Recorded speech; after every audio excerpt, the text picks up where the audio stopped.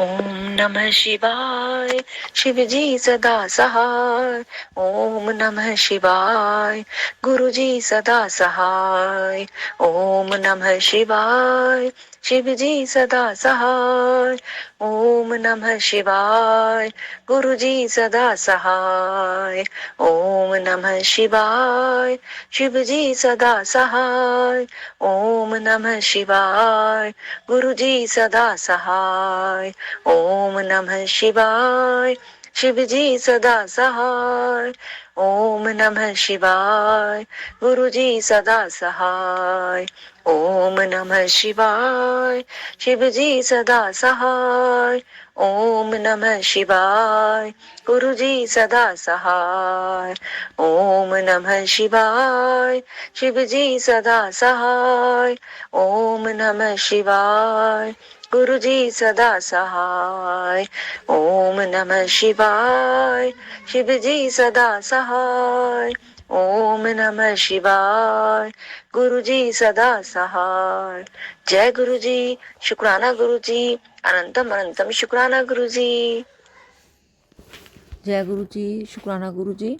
गुरु जी की आज्ञा से अब हम पढ़ते हैं शिव पुराण में रुद्र संहिता का प्रथम सृष्टि खंड। ऋषियों के प्रश्न के उत्तर में नारद ब्रह्म संवाद की अवतारणा करते हुए सूची का उन्हें नारद मोह का प्रसंग सुनाना।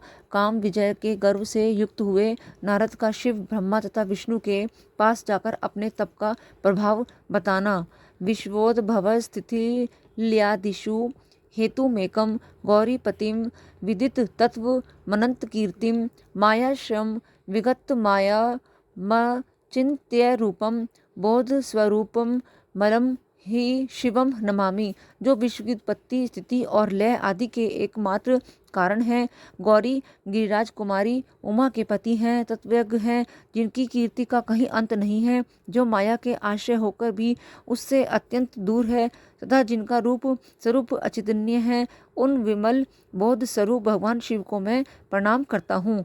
वंदे शिवम तम प्रकृतिर्नादिम प्रशांतमेकं पुरुषोत्तमं ही स्वमायया कृतसन्मिदं ही सृष्ट्वा नभो वदन्तिर्बहिरास्थितो यह। मैं स्वभाव से ही उन अनादि शांत स्वरूप एकमात्र पुरुषोत्तम शिव की वंदना करता हूँ, जो अपनी माया से इस संपूर्ण विश्व की सृष्टि करके आकाश की भांति इसके भीतर और बाहर भी स्थित है। वंदे अंतरस्थम निज गुण रूपम शिवम स्वतस्त्रष्टुमिदं विचष्टे जगन्ति नित्यं परितो भ्रमन्ति यत सन्निधो चुंबकलोहवतम।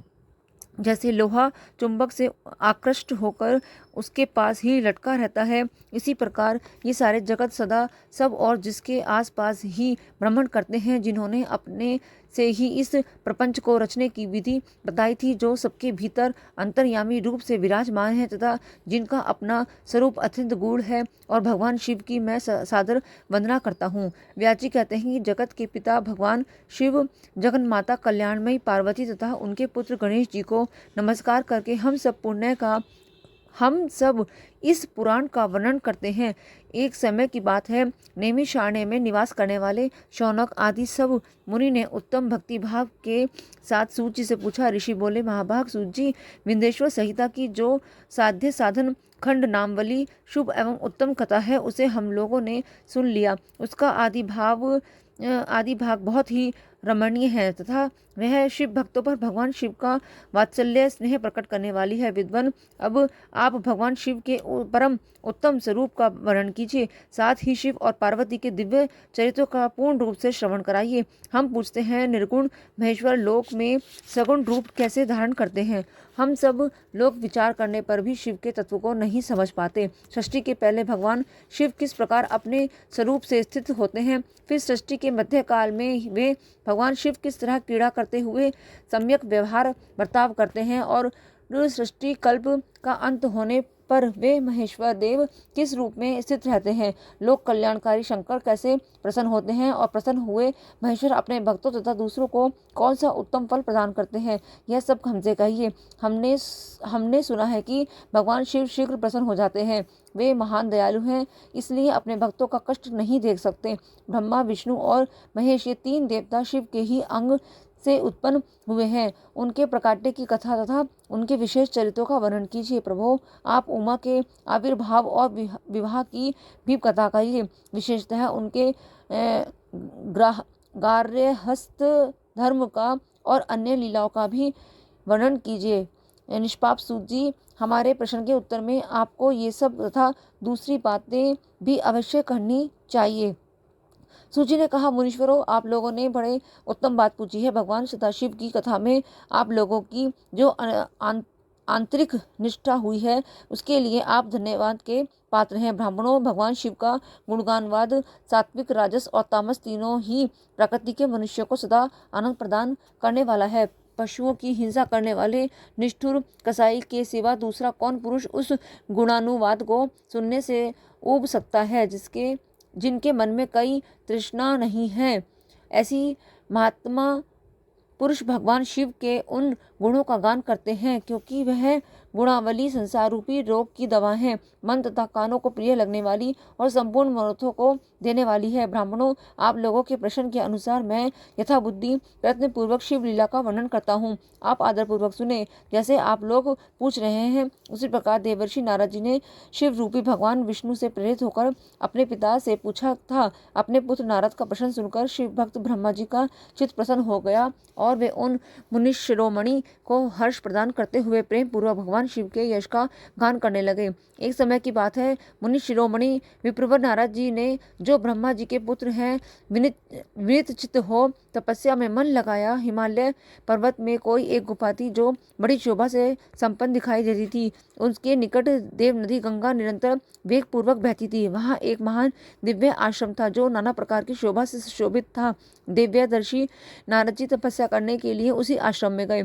उस गुफा को देखकर मुनिवर नारद जी भी बड़े प्रसन्न हुए और सुदीर्घ काल तक वहां तपस्या करते रहे। उनका अंतःकरण शुद्ध था। वे दृढ़तापूर्वक आसन बांधकर मौन हो प्राणायाम पूर्वक समाधि में स्थित हो गए। ब्राह्मणों, उन्होंने वह समाधि लगाई जिसमें ब्रह्म का साक्षात्कार कराने वाला अहम ब्रह्मास्मि, मैं ब्रह्म हूँ, यह विज्ञान प्रकट होता है। मुनिवर नारद जी सब इस प्रकार तपस्या करने लगे। इस समय यह समाचार पाकर देवराज इंद्र कांप उठे। वे मानसिक संताप से विहल हो गए। ये नारद मुनि मेरा राज्य लेना चाहते हैं। मन ही मन ऐसा सोचकर इंद्र ने उनकी तपस्या में विघ्न डालने के लिए प्रयत्न करने की इच्छा की। उस समय देवराज ने अपने मन में कामदेव का स्मरण किया। स्मरण करते ही कामदेव आ गए। महेंद्र ने उन्हें नारद जी की तपस्या में विघ्न डालने का आदेश दिया। यह आज्ञा पाकर कामदेव वसंत को साथ ले बड़े गर्व से उन स्थान पर गए और अपना उपाय करने लगे।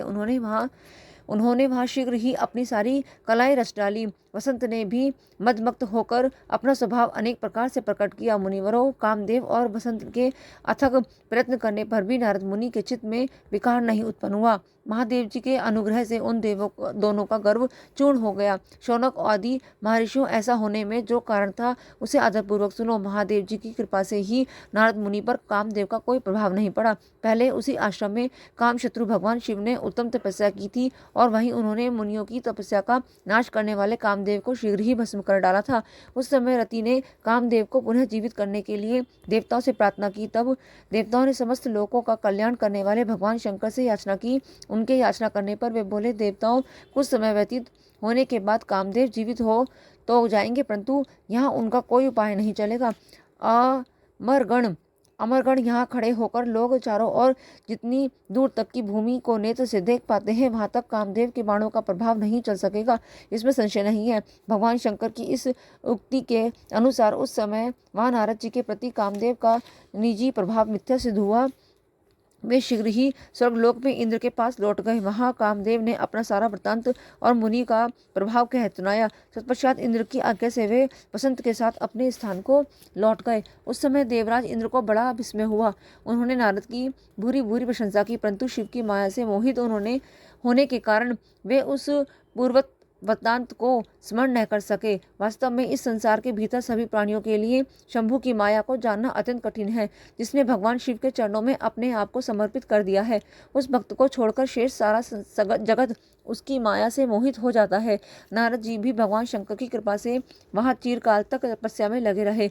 जब तक उन्होंने अपनी तपस्या को पूर्ण हुई समझा, तब वे मुनि उससे विरत हो गए।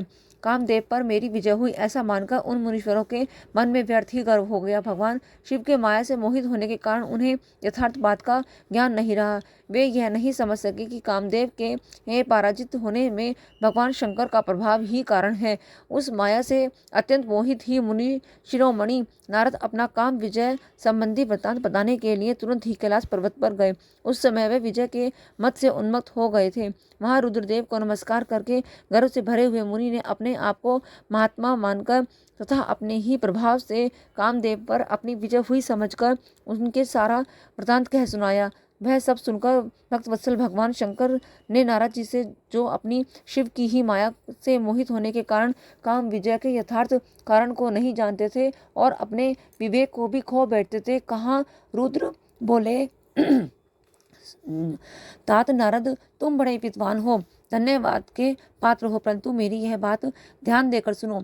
अब से फिर कभी ऐसी बात कभी नहीं कहना। विशेषतः भगवान विष्णु के सामने इनकी चर्चा कदापि न करना। तुमने मुझसे अपना जो वृत्तांत बताया है उसे पूछने पर भी दूसरों के सामने न कहना। यह सिद्धि संबंधी वृत्तांत सर्वथा गुप्त रखने योग्य है। इसे कभी किसी पर प्रकट नहीं करना चाहिए। तुम मुझे विशेष प्रिय हो, इसीलिए अधिक जोर देकर मैं तुम्हें यह दीक्षा देता हूँ और इसे न कहने की आज्ञा देता हूँ, क्योंकि तुम भगवान विष्णु के भक्त हो और उनके भक्त होते हुए ही मेरे अत्यंत अनुगामी हो।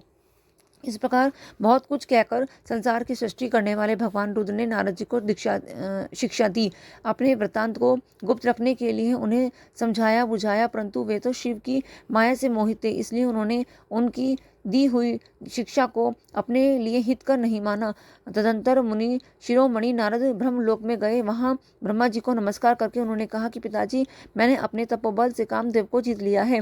उनकी वह बात सुनकर ब्रह्मा जी ने भगवान शिव के चरणार बिंदों का चिंतन किया और सारा कारण जानकर अपने पुत्र को यह सब कहने से मना किया, परंतु नारद जी शिव की माया से मोहित थे, अतएव उनके चित्त में मद का अंकुर जम गया था, उनकी बुद्धि मारी गई थी। इसलिए नारद जी अपना सारा वृत्तांत भगवान विष्णु के सामने कहने के लिए वहां से शीघ्र ही विष्णु लोक को गए। नारद मुनि को आते हुए देखकर भगवान विष्णु बड़े आदर से उठे और शीघ्र ही आगे बढ़कर उन्होंने मुनि को हृदय से लगा लिया। मुनि के आगमन का क्या हेतु है इसका उन्हें पहले ही पता था। नारद जी को अपने आसन पर बिठाकर भगवान शिव के चरणार बिंदों का चिंतन करके श्री हरि ने उनसे पूछा। भगवान विष्णु बोले, तात, कहाँ से आते हो? यहाँ किस लिए तुम्हारा आगमन हुआ है? मुनिश्रेष्ठ, तुम धन्य हो, तुम्हारे शुभ आगमन से मैं पवित्र हो गया। भगवान विष्णु का यह वचन सुनकर गर्व से भरे हुए नारद मुनि ने मद से मोहित होकर अपना सारा वृत्तांत बड़े अभिमान के साथ कह सुनाया। नारद मुनि का वह अहंकार युक्त वचन सुनकर मन ही मन भगवान विष्णु ने उनकी काम विजय के यथार्थ कारण को पूर्ण रूप से जान लिया। तत्पश्चात श्री विष्णु बोले, मुनिश्रेष्ठ, तुम धन्य हो, तपस्या के तो भंडारी ही हो, तुम्हारा हृदय भी बड़ा उदार है। मुने, जिसके भीतर भक्ति, ज्ञान और वैराग्य नहीं होते, उसी के मन में समस्त दुखों को देने वाले काम, मोह आदि विकार शीघ्र उत्पन्न होते हैं। तुम तो नैष्ठिक ब्रह्मचारी हो और सदा ज्ञान वैराग्य से युक्त रहते हो, फिर तुम में काम विकार कैसे आ सकता है? तुम तो जन्म से ही निर्विकार तथा शुद्ध बुद्धि वाले हो। श्री हरि की कही हुई ऐसी बहुत सी बातें सुनकर मुनि शिरोमणि नारद जोर जोर से हंसने लगे और मन ही मन भगवान को प्रणाम करके इस प्रकार बोले। नारद जी ने कहा, स्वामी, जब मुझ पर आपकी कृपा है तब बेचारा कामदेव आपका क्या प्रभाव दिखा सकता है? ऐसा कहकर भगवान के चरणों में मस्तक झुकाकर इच्छा अनुसार विचरने वाले नारद मुनि वहां से चले गए। अध्याय 1 और 2 विराम। जय गुरु जी, शुक्राना गुरु जी।